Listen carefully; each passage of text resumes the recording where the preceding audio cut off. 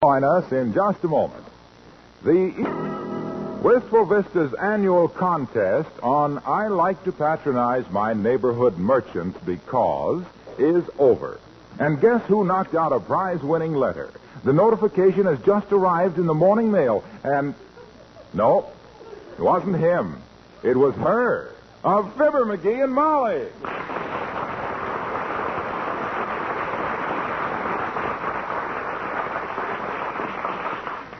McGee, I won. Isn't that exciting? I won a prize. Imagine, the first contest I ever won, dearie. Well, gee, that's wonderful, kiddo. Congratulations. Sure. We'll sell the electric refrigerator because we already got one. What? We'll keep the car and sell our old one. You keep the mink coat and I'll learn to fly the airplane. We can take the trip to Honolulu while they paint the house and refurnish the living room. Then when we get back... McGee, wait a minute. Huh? I didn't win all that stuff. I just won a new... What do you mean, all that stuff? Why, that's hardly anything in a contest these days. And if that Ralph Edwards thinks he's going to renege on all them promises, by George... This was not truth or consequences. Huh? This was the annual Wistful Vista I Like to Patronize My Neighborhood Merchant Because in 25 words or less. Oh, that. What's the first prize in that vacant lottery? Trip by motor scooter through the fish hatchery? I should say not. Listen to my award. It says, this letter entitles you as winner of the first prize in the women's division to an original Easter creation by Henri, Wistful Vista's leading couturier. Isn't that marvelous? Who's Henri and what does he mean, an original Easter creation? What's he going to do, lay a purple egg? For your information, sweetheart, the word couturier means fashion designer. Huh? Oh? It's from the French word couture, meaning dressmaker, and rie, meaning we'll sew some sequins on it for another $700. Oh, that Henri. Yes, isn't it wonderful? Oh, yeah. A special Easter dress created just for me by Henri himself. I think I'll tell him up. Come in. Oh, it's Mr. Williams, the weatherman, McGee. Hello, Mr. Williams. Hello, Mrs. McGee. Hi, Foggy, old man. What's the weather forecast? Light flurries of sunshine, followed by Wednesday and Thursday, and unsettled bills on the first of the month. McGee, I'm afraid you take the science of meteorology rather lightly. He does, Mr. Williams. He says he can look at an almanac and tell what the weather is going to be better than depending on you people. And I can, too. I'm part Indian, you know. Really? What part? The part that sits around the fire.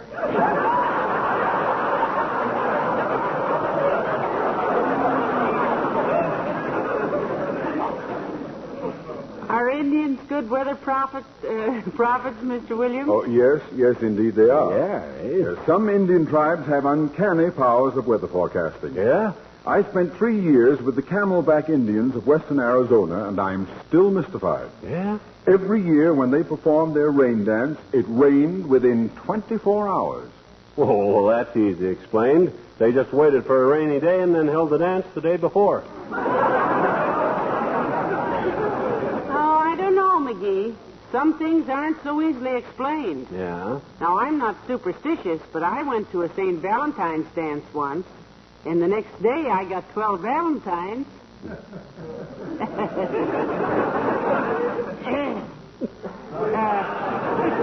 Did the Indians make you a member of the tribe, Mr. Williams? After I'd studied very hard and learned all their dances, Mrs. McGee, then they adopted me and gave me the name Manaho Din Din Malakil Ben Alamata Natatatata Fla. Meaning what? Clumsy. Show us how they did the rain dance, Mr. Williams, will you? Well, I'd be glad to, Mrs. McGee, but I can't dance it without a tom-tom. Oh, that's easy fixed. Here, I'll drum on the radio cavity. You all set? Mm-hmm. Go. Hey, yee, hoo, hoo, hey, yee, hoo, hoo. Oh, that's the rain dance. Hey, yee, hoo, hoo, hey, yee, hoo, hey.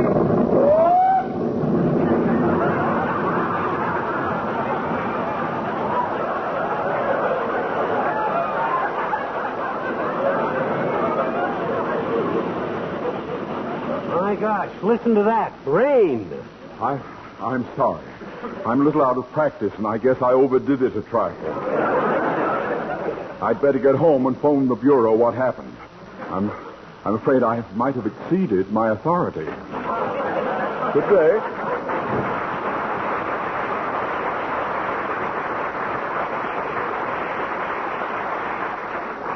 Wasn't that the most amazing thing you ever saw, McGee? He did the rain dance and it rained. No, I don't know. My cousin Louie learned to foxtrot one night, and on the way home he got bit by a fox. So he said, hey, if we're going to get down to this dressmaker's, we better snap into it, kiddo. Are you going with me? Why, certainly. You think I'm going to have some monkey try to palm off a boulder burlap on my wife that just won first prize in the women's division? Come on, get your hat. Well, I'm so glad you're coming with me because you have such good taste in other people's clothes. I'll be right with you, dear. Okay, Tootsie. There goes a good kid. Imagine her slinking around town in a real Paris creation. I'll bet you... Now, come in. Hi, mister. Oh, hello there, Teeny. I can't talk to you now. I and Mrs. McGee are going shopping. Okay, mister. Boy, did you hear the cloudburst, mister? Did you? Hear it. I played the accompaniment for it. Well, it sure was a... Skip it. Okay. My daddy said it was raining cats and dogs for a few minutes, Yeah. but I ran right outdoors, but I couldn't see any. Looked to me just like ordinary rain. It did, eh? Boy, it... I says it did, eh? Did what? Looked just like ordinary rain. Whom to? To you. When? When it started to rain so hard a few minutes ago when you went out... I know it. Oh, gee. I hope it clears up for Easter, Esther. Huh? I said I hope it clears up for Easter, mister. Oh. I said, oh. You got big plans for Easter, sister? Oh, I sure have, I bet you. First thing in the morning, I'm going to feed Susie some carrots and lettuce. Who? Susie. Oh, your pet rabbit, eh? No, Susie's my little sister. Huh? She hates vegetables. Oh, I see. Then after Sunday school, I'm going to take my paint box and creep into my daddy's bedroom and paint him all red and green and orange and purple and everything. I hope I can do it without waking him up, I bet you. Well, that seems like kind of a messy trick to play on your father on Easter Sunday, sis. What's the idea? Well, mister, I just got thinking it over. He's awful good to me. Well, yeah, but that's all the more reason why. I just thought to myself, Teeny, I thought, why don't you paint your daddy some pretty colors so he'll look nice for Easter? Oh. He's been such a good egg.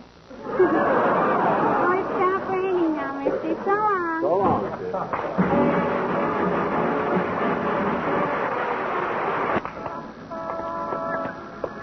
Come on, McGee. Here's Henri. My goodness, I'm so anxious to get in there. Yeah, hey, he can't be doing much business. He's only got one dress in the window. Down at the Bonton, they got 50 of them. I don't see what. Oh, hi there, old-timer. Hello there, kids.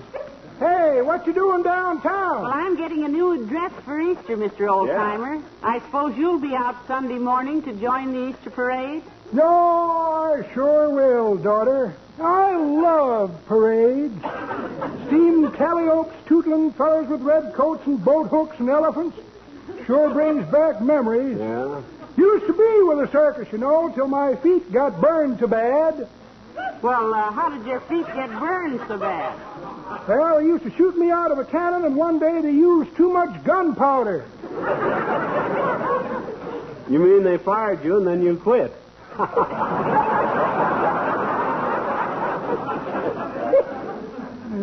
Son, it was no joking matter. No? I had a feeling something was wrong that sultry afternoon in Fort Wayne, Indiana in July 1889.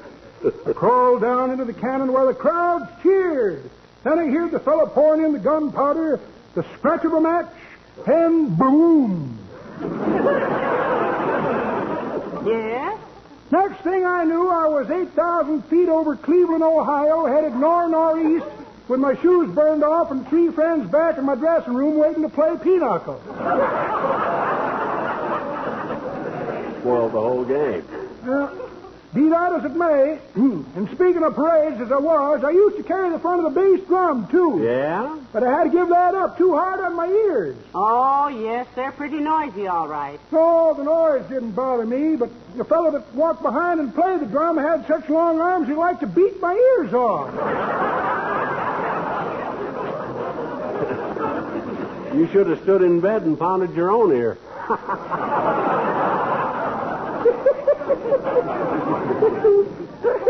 That's pretty good, Johnny, but that ain't the way I heard it. The way I heard it, one feller says to t'other feller, says, seen my wife lately? She's had her face lifted. Is that so? Says t'other feller. Now, who'd ever steal a thing like that?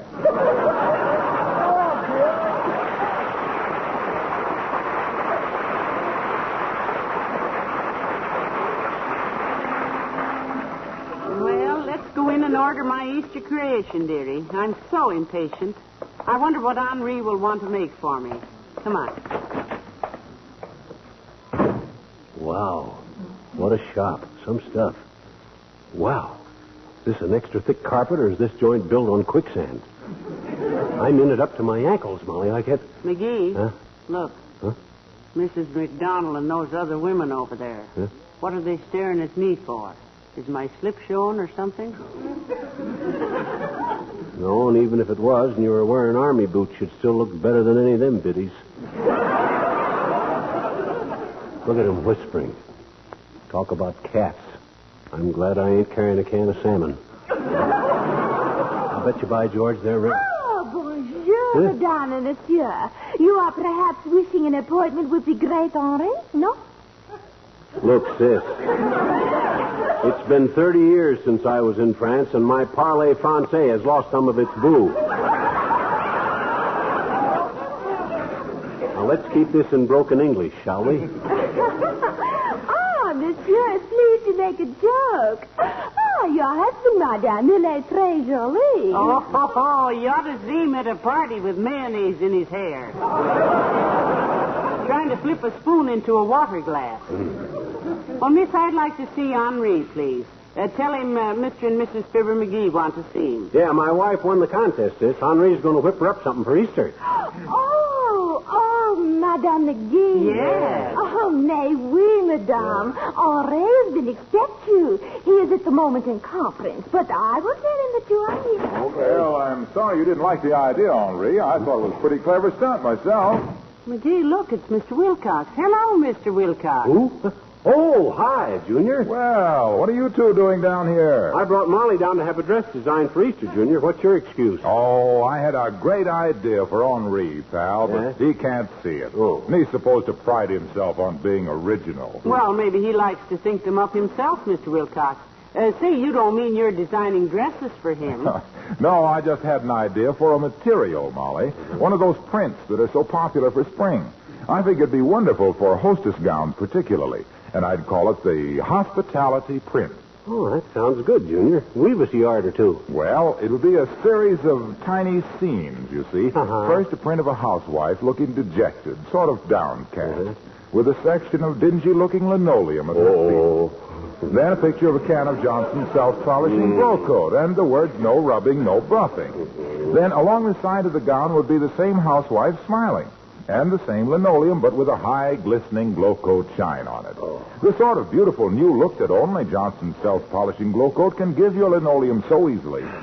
It'd be swell on a glazed chintz. But, Mr. Wilcox... I figure he could line the gown in a contrasting color, you see, with a design of cans of glow coat rampant on a field of gleaming faces. Indicating the happiness that glow coat brings and the warm hospitality which would give the print its name. Along the hem, he could embroider Harlow Wilcox, representative. And maybe my phone number. Nothing vulgar, you understand. Just a small handwork signature. Look, hey. Look, waxy. Yes, pal. Do me a favor, will you? I'd like to, pal, but I've got to go. That's it. Oh, so long, Molly.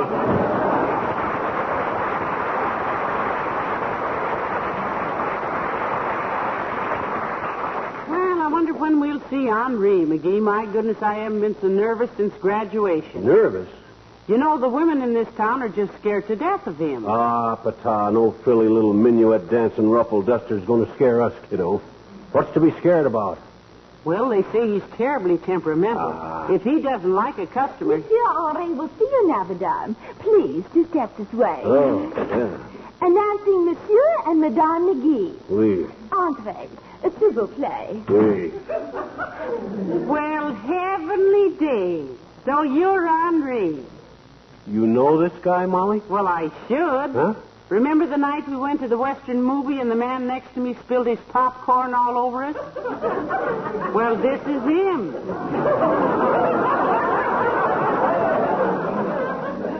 And you're Ms. McGee.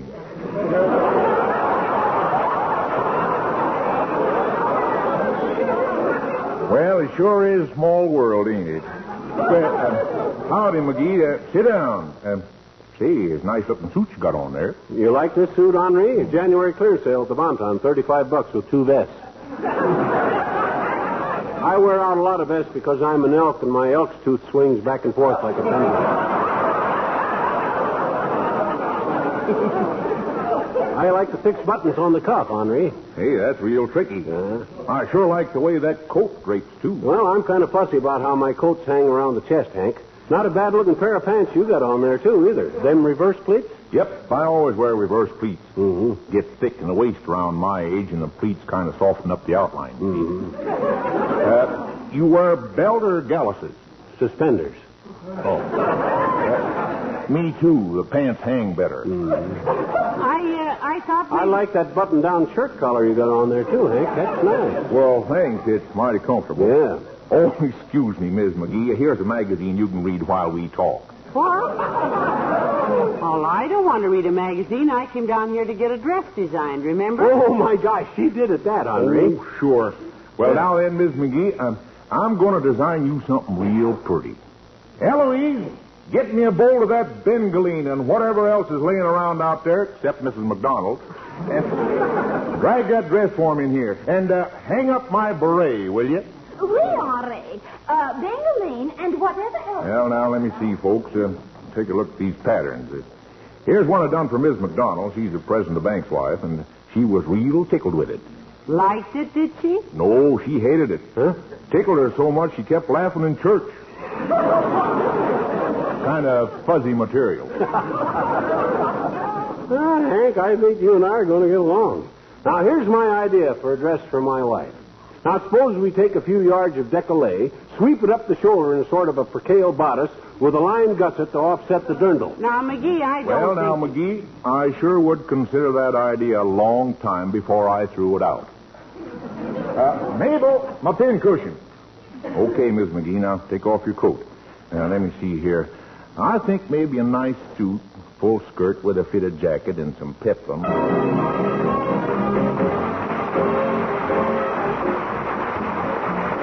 Billy Mills Orchestra and the King's Men salute the Academy Award-winning Zip.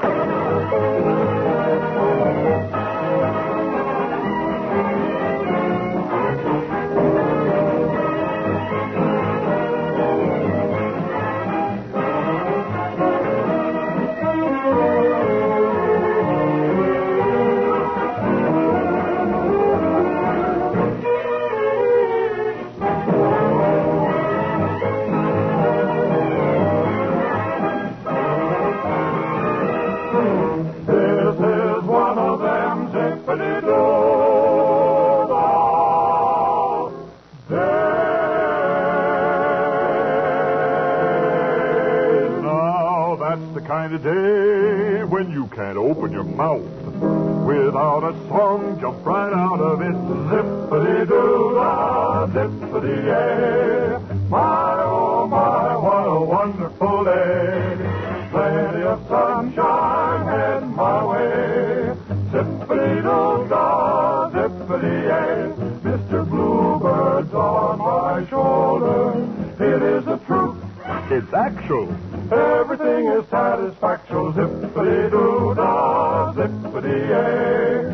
Wonderful feeling, wonderful day. Zip, zip, zip, zip, zippity-doo-dah, zippity-yay. My, oh my, what a wonderful day. Plenty of sunshine head my way. Zippity-doo-dah, zippity-yay. Mr. Bluebird's on my shoulder. It's really true. It's actual. Everything is satisfactual. Zippity-doo-dah, zippity-yay. What a wonderful feeling when you're feeling this way.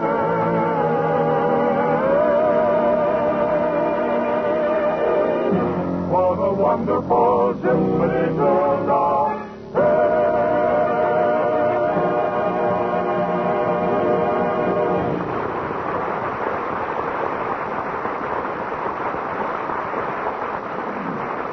Now then, Miss McGee, we'll just pin it up a little higher on the left shoulder and drape it a little more around the left hip. There you are. Now take a look into the mirror. Why, that's beautiful, Henri. Simply beautiful. Why, George. And all with a handful of cloth and a mouthful of pins. Well, that's going to make a mighty handsome suit, Henri. Well, thanks, folks. Glad you like it. Eloise, take Miss McGee's measurements. Show her the best linings and buttons we got in the place. You just trot along at the fitting room with Eloise, Miss McGee. All right, thank you. Lead on, Eloise. Boy, you sure know your stuff, Hank, old man. Where'd you pick it up? You really from Paris? Twice. Huh? Yes, sir. I was born in Paris, Illinois, and run me a ladies' tailor shop in Paris, France in 1919. Oh. Lost my discharge papers, so I had to grow me a beard and get an accent and hide behind a dress form, see. Then I found I had a talent for it, and here I am. Oh, what do you know? I'm doing so good I could afford to throw away the accent. I was a kind of a... Hello, Henri. I was just... Oh, hello, McGee. Hi, Doc. What are you doing here? Well, I always go through Henri's shop on my way to the hospital. It's a short cut. Oh? Out the back of the post office, through Joe's Coke and Smoke, through Henri's place, around the filling station, and there I am. Hospital. Mm-hmm. Well, how is it, Henri? Oh, just swell, Doc. Have a chair and roll yourself a cigarette. Here's the makings. I haven't got time, thanks. Well, how's business with you, bag bitches? I understand you worked some miraculous cures at the hospital last month by taking a week off. That is a lie, and you know it. Those people would have gotten well anyhow. So what are you doing in here? I'm going to have Henri make Molly an outfit for Easter. Hey, that's pretty expensive, isn't it? The best is none too good for my wife, boy. Expense is no object. Hardly. No, sir. It's only money. That's what I always say. Oh, brother, listen to little string saver. Rhinestone Jim Brady. You don't impress me, Pinch Nickel. I happen to know you're so tight-fisted you didn't buy gloves all winter. You got out your golf clubs and used the mittens off your driver and your brassy. Oh, now, Doc. Oh, let him talk, Hank. Let him rave. He ain't what you might call a swift man with a buck himself. The taxi drivers around town call him No-Tip Gamble, the man with the even change. I don't believe that, McGee. Oh, thanks, partner. Well, I look forward to seeing Molly in the Easter parade, Henri. Followed at 5 paces by our little Lucius Booby in that pinstripe awning he uses for a sport coat. I mean the one with the belted back that ought to be belted right back to the sweatshop it came from. Now, let's not get started on clothes again, fat boy. Incidentally, what do you do in a couple of weeks from now when Ringling Brothers start on the road and want their tents back? Well, I just... Well, I guess everything is all set, Henri. And thank you very much. Come on, McGee, let's... Oh, hello there, Dr. Gamble. Hello, my dear. Can I give you a lift as far as the front door? Oh, no, thank you, Doctor. I just want... Oh, excuse me, folks. Henri is speaking. Well, now, Miss McDonald, that's kind of an embarrassing question for me to ask. Ain't ethical. Mrs. McDonald, she's one of them women that was whispering about you when you come in, Molly. Probably wants to know if Henri has any material that'll make her complexion look like Molly's. Yeah? She has an epidermis that looks like it has been sprayed for fruit flies. Now, you just hold the phone, Miss McDonald. Hey, Miss McGee. Miss McDonald wants to know who made that dress you got on. She'll give me $500 to make her one just like it. Now, don't tell me if you don't want her. Tell him, kiddo. Did I tell him? Well, I made it myself, Henri. Yeah. When we needed slip covers for the Davenport, McGee ordered too much material, so I used what was left for a dress.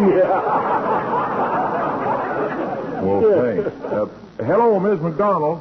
That model was an original Sophie.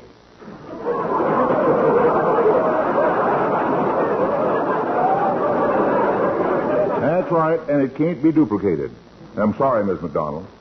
Well, I'll have your outfit ready for Easter, Miss McGee. Thank you, Henri. Hey, Doc, you want to get in the Easter parade with Molly and me? Molly can wear her new creation, and you and I will walk behind her carrying the Davenport, huh?